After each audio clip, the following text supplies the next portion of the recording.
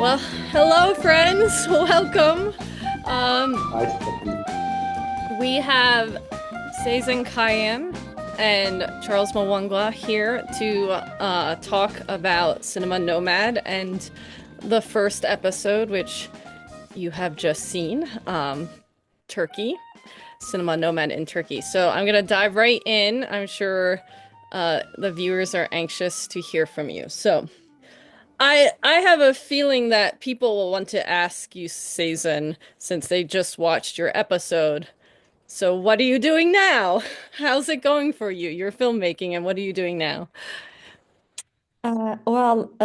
Actually, after the episode, almost everything changed in my life.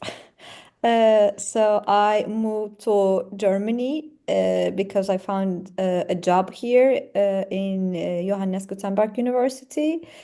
And if I remember correct, I was already working on the documentary. Of course, it is in the episode, the documentary. So I almost finished that documentary.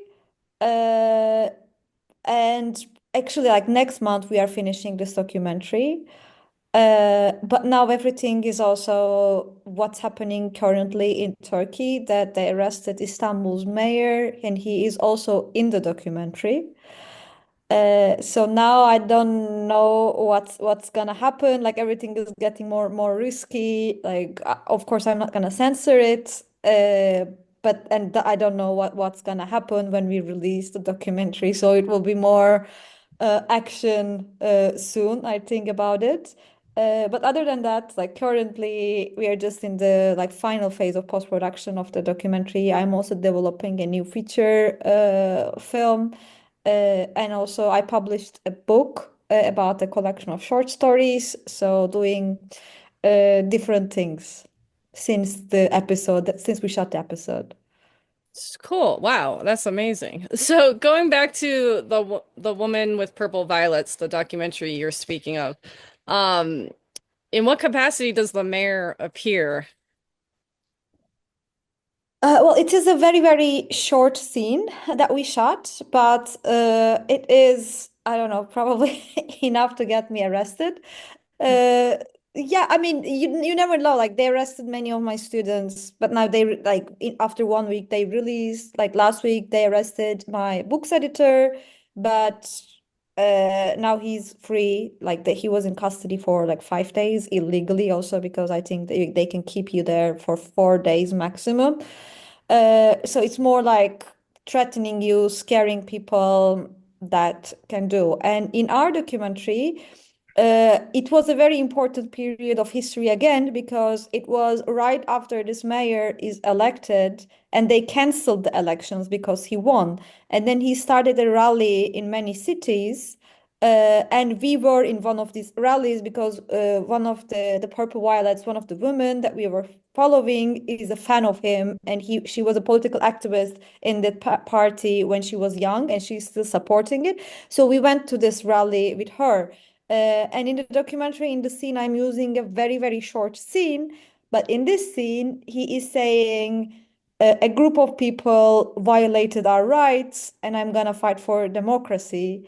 And I think even like these two sentences, which are even like more relevant and more meaningful today, but also very risky to use because it is like the same thing happening again. And like they are accusing him for many things, but they are, of course, just fake cases, like no proof of these cases already. So, what does that mean for the life of the film in Turkey? Will it have a life there? And how do you feel about that? Really, really hard questions. Well, actually, like they arrested him last month. So we are gonna finish the documentary next month, and we'll start it to the international film festivals in August. Uh, but we don't know when it will premiere, which means at least like 6, 7 months. And I have no idea what's gonna happen in 6, 7 months. Maybe he will go out, maybe he will still be in prison. Maybe they will now they're not accusing him for like terrorism, it's only corruption, which of course again no proof. But maybe if they decide to accuse him with terrorism against with no grounds, then the film can be a terror propaganda. And even if it is not, I don't know if the festivals would be brave enough to show it at the moment in Turkey. So this is why, like as someone who worked in these festivals for years, probably they won't be getting it to the festival, or if any festival gets it, it will be trouble for the festival. Uh, but we will see. It is just a very unknown feature to me at the moment. Yeah, and I think since y your episode was one of the first that we shot, I think it was actually technically the sixth or seventh country we were in, but it was still one of the first episodes we shot, and probably only the second episode we edited. Um, that was over 6 years ago now. I think it was, or about 6 years ago, 5.5 to 6 years ago now. A lot's changed in both of our home countries, I think, in those 6 years, and um, that's something that's, I think, interesting to point out. Um, well, let's go back to the actual like episode and filming of it all. So, you know, we're all filmmakers here on this chat, and since you're used to being behind the camera, what was it like to have the reverse happen where you were the subject appearing on camera? How was that process for you like when we were filming you and you were appearing on camera? We were both on the episodes. Do you want me to reply first or Charles? How do you This prefer? one's about you since Okay. you're the featured Okay. filmmaker of this one. Okay, so it was very weird. I really hate to be in front of camera. Also on the sets, like I hate acting, like and actors. I'm not super fond of actors too. So it is just like it was really hard for me to. I mean, we were not acting, so it was more comfortable in that sense. But I really don't like to be in front of the camera, so it was the challenge for me. Yeah, me too, actually. And Charles, since you were in one of the episodes that have yet to be released, why don't you what was it like for you to be on the other side of that, to be the one who was being filmed? Yeah, well, it's a bit strange being in front of the camera instead of behind the camera, but I also do enjoy being in front of the camera anyways. So I didn't mind. I do like interviews, or I do like public speaking and being in front of the camera. So I actually enjoyed the process. I enjoyed going through everything, the interviews, but yeah, it was a new experience in that regard, but that it was like as part of this documentary or this series. So yeah, but I enjoyed it.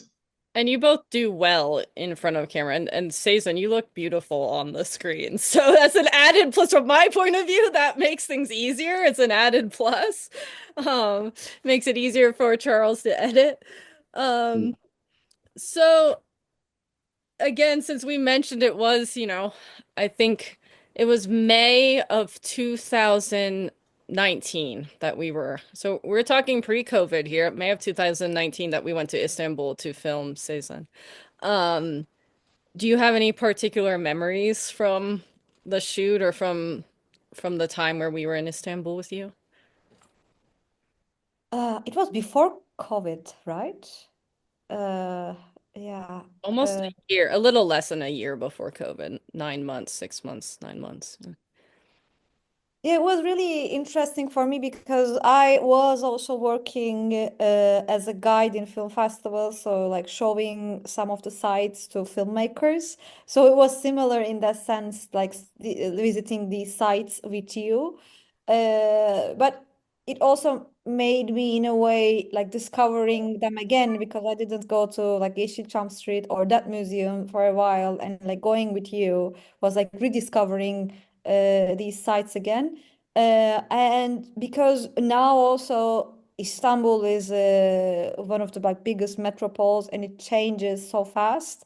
I think like most of the places that are very, very different now than the times that we filmed. So it's a completely different city now. So it was also seeing interesting to watch this episode 6 years later to see all these places. It is even like an archival footage now because it is like changing so fast. What types of things are changing? Well, for example, Istiklal Street that we were, it is completely different now. Many of the cinemas are already closed. Like the economy is going very bad. So the demography of Istiklal is also changed so fast. Also, like urban structure is again like changing pretty fast. So like you see some shops and they're gone the next week, or like in like all like urban structure is changing very fast. Uh, yeah, I can see it as a different city. Except like we went to Kadıköy Cinema, as you see in the episode, and the museum, and Beykoz Kudra, the studio, film studio. They are pretty like still the same. But other than that, all the streets and outside locations, I think Hmm, it's very different at the moment. interesting. I think it'll be interesting. When we met you, we told you our idea for 44 and more, where we would go back in 11 years to follow up with the filmmakers, which is only like 5 years from now, I think. Um, and maybe you'll still be in Berlin, maybe you'll be back in Turkey, maybe you'll be somewhere else. But it'll be interesting to see in that time period how it's all evolved or changed. So what's next for you? I'm sure that's something the audience also wants to hear about. Uh, I, as I said, I am just like since this 6 years, I think like what happened in my life, in a way, what changed is I also stopped making plans, because everything, whenever I do, they're not like being real, like all these like plans. This is why I'm more open, like more spontaneous to the possibilities. So in the next 3, 4 years, I will be here because I have a contract with the university, and also like getting into the industry here, doing co-productions. So my main now what I see is we will finish the documentary. Again, what's gonna happen after we release the documentary is a mystery for me too. Uh, but then like the only thing I know, like we will like the next is like finishing the documentary, releasing it, see how it will do, and still working on my script, maybe developing it and like sending it to the funds and start producing it. I think it might be helpful for people to hear because your Women with Purple Violets that you're about to release, you've been working on as long or longer than I've been working on Cinema Nomad. So can you tell people like what takes so long in getting these things out there? Uh, Money to start with. I think it is like funding is the was the most difficult thing. But it is very common in documentaries, I think, this type of funding because we had to start shooting even before having a development phase because we there was gonna be a final match that the football team we are following is gonna play. So we had to film it. This is why like we got like loans from the bank and just went there and shot these scenes, which practically started all the production without development. And then we started to apply to the funds, collect money. Whenever we find money, we did some more shootings, like we filmed more, and then we stopped, looked for money, and we found money. We do it. And we were in the last 2, 3 years, I think we were in post-production, but we were waiting also the destruction of the stadium because it was all they were always saying they're gonna destroy the stadium, not destroy it. I really wanted to have this footage. I really wanted to be that in the film. I didn't want to finish the film before. So they destroyed the stadium. We also have this footage now, which is very sad, but it was important for the film last year. So sometimes I said there is also like this line, there is like good in every evil, or there's like a silver lining. So we couldn't finish it, but then we will, because of the funding problems, but then we were able to film the destruction of the stadium because we waited.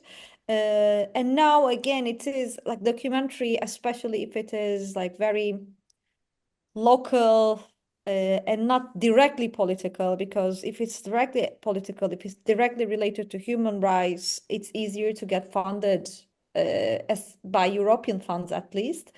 Uh, our film is also about it, but it is about like football fandom, women, so it's not very direct. So it was really harder to get funding. Uh, so this is why it was a difficulty to finish it in the last 6 years. I think we started at 2018. Yes, 1 year before you, or maybe same year because you filmed for some more Yeah. episodes, I think, Yep. for us. Yeah, Yeah. we were end of 2018, November that we started. Yeah. Well, I'm so excited to see your documentary. I've been waiting for it since the day we met, so I can't wait to see it. And congrats on getting this far. Um, with that in mind, with this whole 6 year, 5, 6 year thing, Charles, you're the editor of the Turkey episode, and also one of the 33andMe Cinema Nomad filmmakers. Can you talk about a little bit about you seeing the evolution of this episode come to life, because this was one of the first episodes we edited together, and you edited it from scratch from start to finish. It's evolved over the years. It's almost 5 years later since you first started editing it. Talk a little bit about that process and what it's like for you to see it come to fruition as well. Yeah, I'm very excited to finally see, this episode in its end, being able to watch it like this. Because as you rightly said, it's been 5 years on, working on the post-production for this. And I think the collaboration of the ideas, all the different changes that have come across over the years have really helped to shape the story into what it's finally become. And I find it interesting also as an editor. I feel like I know Sezen so much, but she doesn't know me. And it can be strange because you've been watching and following this person's life for the past 5 years. And so when you meet, I expect, a part of me expect like, oh, we already know each other, because I feel like I've known her for the past 5 years. But I have to tell myself, okay, Charles, she doesn't know you. She's meeting you for the first time, kind of like that, because you feel like you know the person. And I know you know how it feels, right, Season? So Yeah, for me, it is because I edited South Africa episode with Samantha Nell, like with Yeah. Samuel, and I am like a fan of her, watching all her shorts, but she doesn't know me at all. Yes, I know. yeah. So I've watched your films, and because also there's like aspects of you in all your films. You watch Elena, you watch A Hard Time in the Empire, A Hard Day in the Empire, I mean, The Time of the Plums. Each one of these stories contains aspect of you as Caesar. So it's very interesting because I think when I started working on this episode, I knew very little about Turkey as a country, its history, its film industry.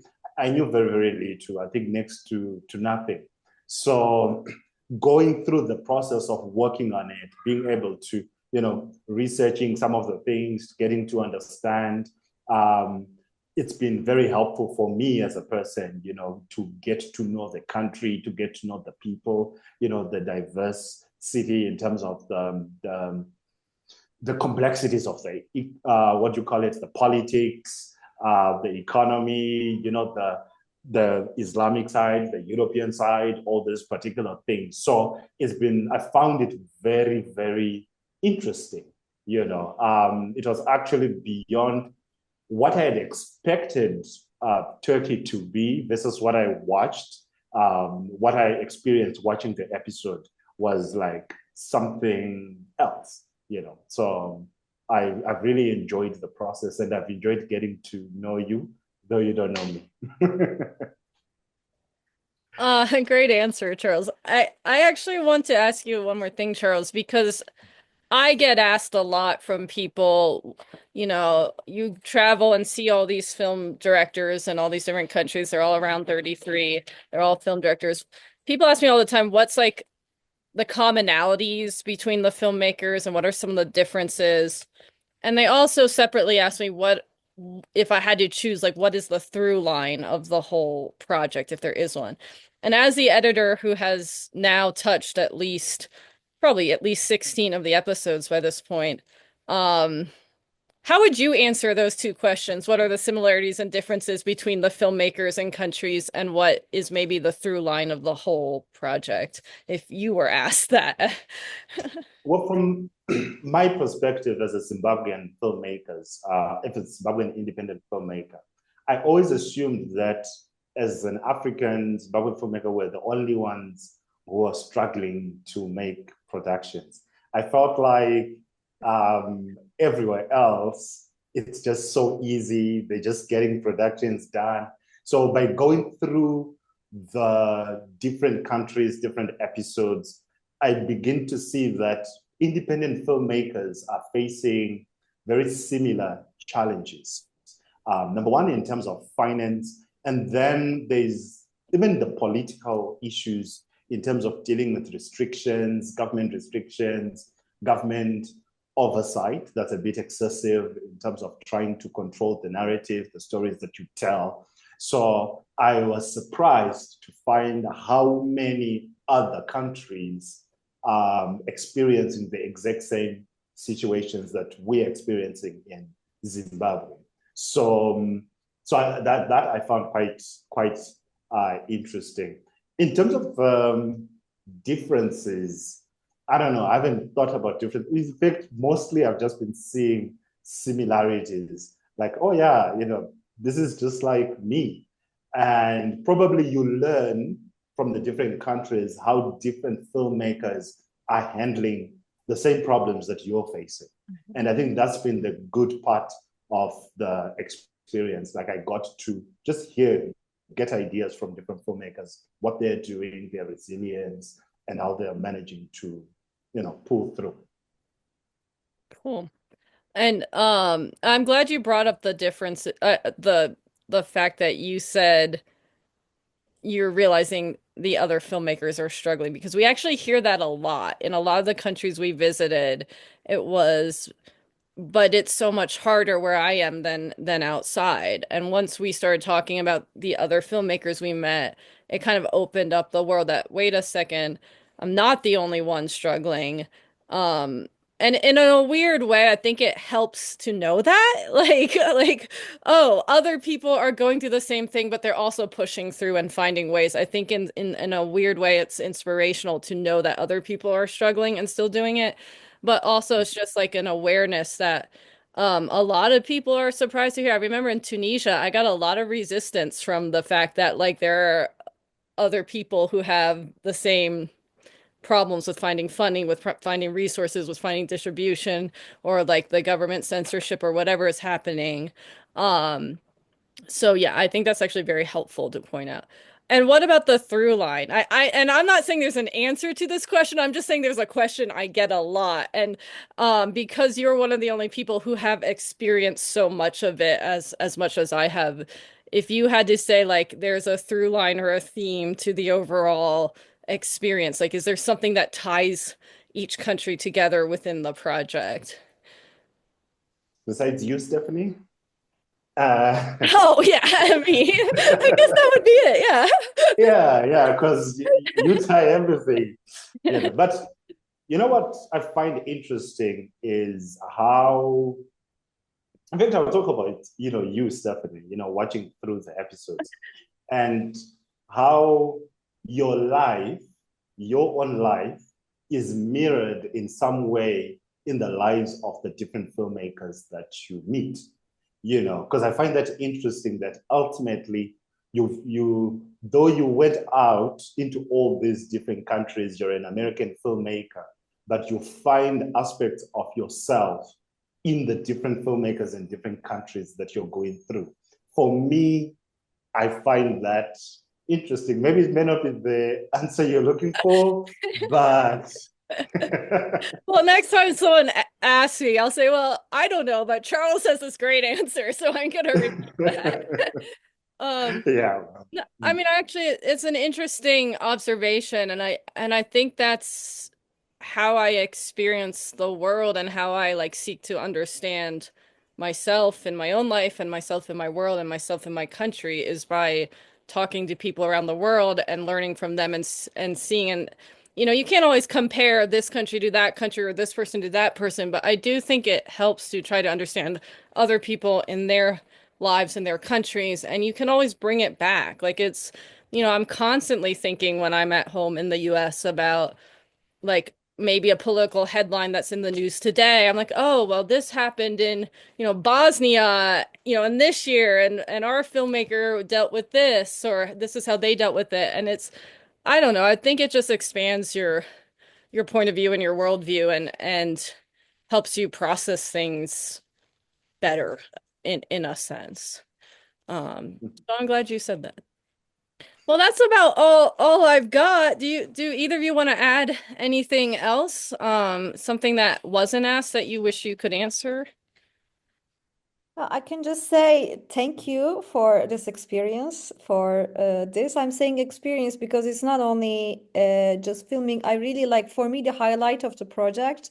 I think it was really nice, a great idea to get us involved in editing each other's episodes because, like Charles, I also had the same in South Africa. I didn't know much about South Africa history or the cinema. So it was just like a study for me also in this sense.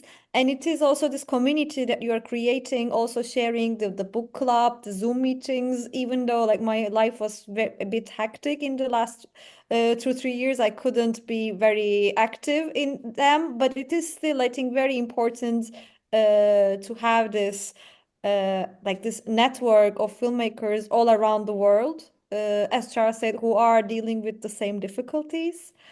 So once a filmmaker, like a known, more like elderly filmmaker, was helping me for a project, and he said, "Oh, welcome to the family."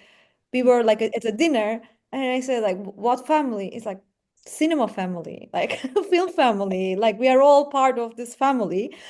Now, like with this project, it also feels like this. Like we are connected through these like stories, these episodes, and I'm really like happy that we are the pilot episode and we will be like it will be so, but I'm really looking forward to watch the other episodes because I'm really curious about all other countries. I think it is a great idea, very nice series, and I'm like really looking forward to watch. Well, thank you for saying that. You are part of the family, and that's I think Charles can attest to that's what 33andMe and Cinema Nomad is, and I'm so thrilled to have both of you a part of it. Now would be a good time to remind everybody where they can watch Cinema Nomad. It will air on television broadcast across the country on a region by region basis. So check your local listings for the live TV broadcast. One episode will be released a week, starting with Turkey, episode 1. And if you don't have TV, you can also tune in on pbs.org. One episode a week starting May 1st will be airing on pbs.org. And actually, the Turkey episode, because it's the first, will stay up there for free under the paywall for the whole time. And then after 60 days of each episode, because every episode will be up for free for 60 days after the release. And then after that 60 days, any PBS member who has passport can then also continue to watch.